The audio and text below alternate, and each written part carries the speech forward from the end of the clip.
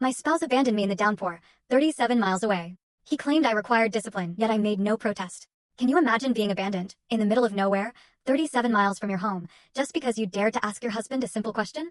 My husband Andrew thought he was teaching me a lesson that night, leaving me alone at a desolate rest stop, the rain just starting to fall. But what he didn't know was that I was the one setting the trap, and I'd been recording everything for 8 long months. And my brother, Marcus, was already waiting just out of sight, ready for my signal. Andrew's sleek Mercedes pulled up, the engine still running.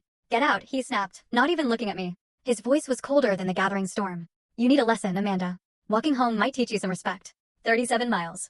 He'd calculated it perfectly. Too far for an Uber, too remote for public transport. He wanted me broken. I turned in the leather seat, trying to keep my voice steady, letting my phone capture every single word. His jaw was set in that familiar line of self-satisfied cruelty, the one he wore when he'd just closed a particularly ruthless deal at his hedge fund. Just 3 hours earlier, we'd been sitting at Morton's Steakhouse, supposedly celebrating our anniversary. Now, he was ditching me on a remote stretch of highway, all because I dared to ask why $10,000 had vanished from our joint account. "You're seriously doing this?" I asked, my voice barely a whisper, but firm. "Actions have consequences, Amanda," he sneered. "You went behind my back, called my accountant, embarrassed me with your paranoid questions. Maybe a long walk in the rain will remind you who manages the money in this family." My mind flashed to the pearl earring I'd found under our bed 2 days ago. Nane's earring. The $10,000 probably bought her something pretty, but I didn't mention it. Not yet.